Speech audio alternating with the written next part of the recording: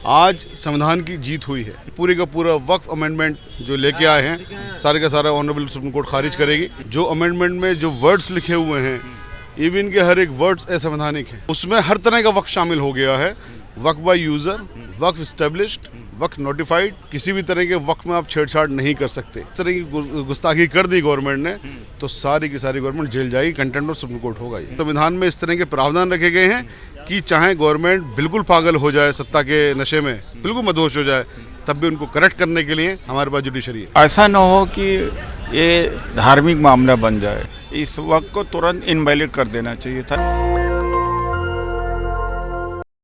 वक्फ पर आज दूसरी सुनवाई हुई है और वक्फ पे बहुत सारी याचिकाएं लगी हैं। उसमें डॉक्टर उदित राज भी हैं और उनके काउंसलर हमारे साथ हैं। सर, आज कोर्ट में क्या हुआ सर, सीधे सीधे बता दें। सीधे सीधे ऐतिहासिक दिन है सर। आज ऐतिहासिक दिन है, हिस्टोरिकल दिन है सर। आज संविधान की जीत हुई है।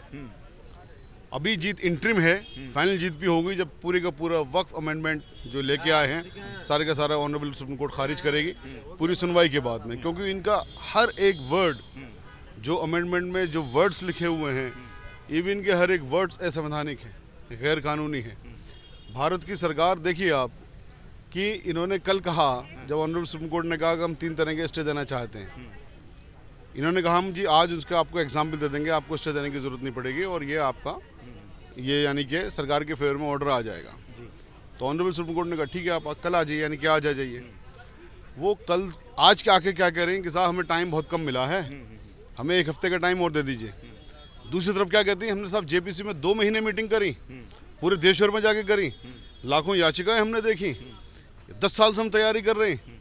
जो आदमी 10 साल से तैयारी कर रहा हो, 1-2 महीने जेपीसी में रहा हो, इतने दिन पार्लियामेंट के अंदर रहा हो, क्या कल से अब तक इतना सा नहीं बता सकता था कि कौन से हिंदू एंडोमेंट बोर्ड में मुसलमान है या कोई नॉन हिंदू है?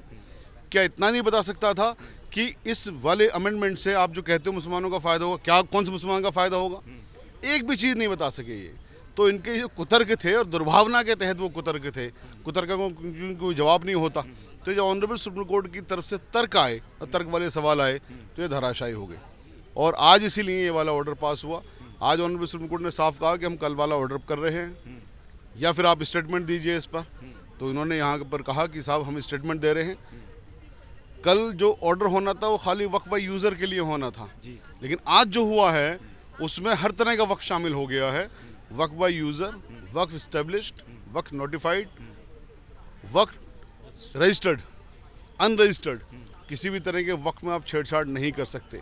और जब वक्त में छेड़छाड़ नहीं कर सकते तो डीएम को जो आपने पावर दी थी वो सारी की सारी ख़त्म हो गई। क्योंकि डीएम को जो पावर दी थी वो ये थी कि साहब डीएम ने जिस प्रॉपर्टी पे हाथ रख दिया वक्फ की, वो वक्फ नहीं रहेगी, तो आपकी वो सारी पावर ख़त्म हो गई। आप किसी वक्फ काउंसिल या वक्फ बोर्ड में कोई अपॉइंटमेंट ही नहीं कर सकते। कल तो ये तक आप खाली हिंदू नहीं करेंगे, अब कोई अपॉइंटमेंट ही नहीं कर सकते आप, जब तक ये इसमें समाज चल रही है। और जब प्रिलिमिनरी हियरिंग में मैंने कहा कि ऐसा ऑर्डर आ जाए किसी सेंट्रल लेजिस्लेशन के खिलाफ, तो आप समझ लीजिए ये ऐतिहासिक है कि कितना दुर्भावना के तहत इल्लीगल यानी गैर कानूनी असंवैधानिक ये इन्होंने अमेंडमेंट किए होंगे। इससे अंदाज़ा आप लगा लीजिए। कुछ लोग ये बता रहे हैं कि जो संपत्ति जो है रजिस्टर्ड नहीं है उसको शायद वो डिनोटिफिकेशन कर सकते हैं। सब तरह के वक्फ के लिए हैं, ये झूठ बोल रहे हैं। और अगर कोई इस तरह की गुस्ताखी कर दी गवर्नमेंट ने तो सारी की सारी गवर्नमेंट जेल जाएगी, कंटेम्प्ट ऑफ सुप्रीम कोर्ट होगा ये। तो अगले 7 दिनों के बाद जवाब देगी केंद्र सरकार। 7 दिनों के अंदर केंद्र सरकार जवाब देगी और 5 मई को इसकी हियरिंग है, प्रिलिमिनरी हियरिंग। हियरिंग तो बहुत सारी चलेंगी, जो पहली हियरिंग होगी 5 मई को होगी। तो एक तरह से कहीं ना कहीं ये संविधान की जीत है। संविधान की जीत है, भारत की जीत है, भारत की रूह की जीत है, भारत की रूह की जीत है, सेकुलरिज्म की जीत है, गंगा जमनी तहजीब की जीत है, हिंदू मुस्लिम दलित आदिवासी ओबीसी एकता की जीत है।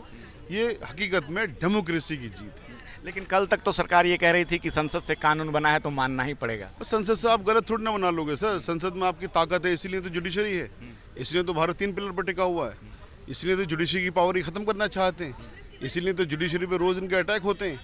कहीं पर ये कुछ ड्रामा करती हैं, कहीं पर कुछ ड्रामा करती हैं, जुडिशरी कंट्रोल करना चाहते हैं ताकि इनकी जो संसद के अंदर ये अपनी पावर के बेस पे जो कानून बना रहे हैं गलत उल्टे सीधे, ताकि जुडिशरी इनका कुछ नहीं करे। लेकिन जुडिशरी आज़ाद है। बाबा साहेब का जो संविधान है वो संविधान में इस तरह के प्रावधान रखे गए हैं कि चाहे गवर्नमेंट बिल्कुल पागल हो जाए, सत्ता के नशे में बिल्कुल मदहोश हो जाए, तब भी उनको करेक्ट करने के लिए हमारे पास जुडिशरी है। तुषार मेहता साहब ने जो आज किया है वो कल भी कर सकते थे, तो क्या कारण रहा होगा कि उन्होंने एक दिन का समय लिया? वो एक दिन के समय जो लिया पूरी दुनिया को पता है उन्होंने क्या करा होगा, वो कामयाब नहीं हो सके। धन्यवाद सर। तो सुप्रीम कोर्ट ने सुनवाई पूरी की और जिस प्रकार से अभी कहा है कि इस पे अब जो कोई भी कार्रवाई या वक्फ बोर्ड में कोई भी नियुक्ति नहीं होगी, जिन जिन मसलों पे जो विवाद था उन सबको रोक दिया गया है। 7 दिनों के बाद जो है जवाब दाखिल किया जाएगा और उसके बाद फिर 5 दिनों के बाद जो है जो वक्फ के याचिकाकर्ता हैं वो जवाब देंगे। तो पूरी तरह से ये संविधान की जीत बताई जा रही है कि किस प्रकार से संसद से जो कानून बना उसके बाद मामला जब कोर्ट में आया तो खुद तुषार मेहता ने कहा है कि सरकार अभी कोई कार्रवाई नहीं करने वाली है, ना ही किसी प्रकार का डी नोटिफिकेशन किया जाएगा, ना ही कोई जो वक्फ की संपत्ति है उस पर कोई भी किसी भी प्रकार का कोई कार्रवाई अगले आदेश तक नहीं होने वाला है। वक्फ बोर्ड पे गुरुवार को सुनवाई हुई और अब जो है कोई कार्रवाई आगे नहीं होने वाली है। 7 दिनों तक का समय दिया गया है कि केंद्र सरकार को कि वो आगे जवाब दे। सर क्या कहना चाहेंगे जो कोर्ट ने ये कार्रवाई की? देखिए, दलित, ओबीसी, माइनॉरिटी, आदिवासी डोमा परिसंघ की तरफ से हमने याचिका फाइल की है। शाहिद अली जी ने और हमारे सारे वकील साहब हैं, राजेश रंजन जी, सब ने फाइल किया, आर्गूमेंटाट किया। मुझे उम्मीद थी कि बहुजन के और नेता भी फाइल करेंगे। ऐसा न हो कि ये धार्मिक मामला बन जाए। ये नागरिकता का मामला, धार्मिक मामला नहीं। गैर मुसलमान अगर याचिकाकर्ता ज़्यादा रहेंगे तो कम से कम बहुजन एकता बनेगी। जो आरएसएस और बीजेपी का सबको वोट लेने के लिए सबको हिंदू बनाते हैं, उसके बाद में सबको नीच, अछूत और डिस्क्रिमिनेट करते हैं, उसका भंडाफोड़ हो पाएगा। तो हमने उस नीयत से फाइल किया है। कल की जो सुनवाई हुई थी उसी से लग रहा था कुछ राहत मिलेगी, लेकिन सरकारी वकील अड़ गए। लेकिन आज जो सुनवाई हुई उसमें सुप्रीम कोर्ट ने कहा है कि 5 मई तक, जब तक कि अगली सुनवाई नहीं होती है, न परिषद में बोर्ड में कोई नियुक्ति होगी, न ही उसके वक्त की प्रॉपर्टीज के अंदर कोई बदलाव होगा, यानी यथास्थितिवाद होगा। एक तरह से हमें रिलीफ मिला है। लेकिन सरकार का जो नज़रिया सब जानते हैं। फिर सरकार के वकील ने कहा कि इतनी मेहनत से बिल तैयार किया गया, लाखों लोगों से संपर्क किया गया, लेकिन इससे क्या होता है? लाखों क्या करोड़ों से दुर्भावना से और गलत नीयत से आप बिल बनाना चाहेंगे या कोई कानून बनाना चाहते हैं तो ज़रूरी नहीं कि समय ज़्यादा लगा, लोग ज़्यादा लगे तो बिल दुरुस्त ही हो। तो गलत तो है, गलत है। चाहे कम समय में दुरुस्त चीज़ें हो सकती है। उस दलील को भी सुप्रीम कोर्ट ने नहीं सुना। एक तरह से हमारी एक इंटरिम जीत हुई है। एक तरह से ये संविधान की जीत है। संविधान की जीत है, बहुजन की जीत है। और जो फूले, साहू, अम्बेडकर और कबीर, सेकुलरिज्म, इन सब की संविधान सबकी जीत। लेकिन अभी सरकार संसद में कह रही थी कि संसद से कानून बना है तो मानना ही पड़ेगा, लेकिन खुद अब सरकार कह रही है कि हम कोई कार्रवाई आगे नहीं करेंगे। देखिए, ऐसा दबाव में लेने की कोशिश तो किया है, लेकिन कुछ मामले ऐसे होते हैं जो ब्लैटेंटली बहुत ओबियस होते हैं, उसको इग्नोर नहीं किया जा सकता। मेरा ख्याल है उसी में स्थिति में हो जाना चाहिए। वैसे प्रथम दृष्टया इस केस को तुरंत ही मतलब है कि इस वक्त को तुरंत इनवैलिड कर देना चाहिए था। इस बिल को, विधेयक को इनवैलिड कर देना चाहिए था।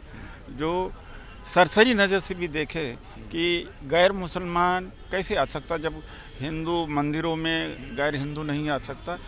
एक ही ग्राउंड बहुत बड़ा था कि इसी के आधार पर पूरा ये जो संशोधन था इसको नल एंड वाइड किया जा सकता था, और हुए हैं पहले। ठीक है, धन्यवाद सर।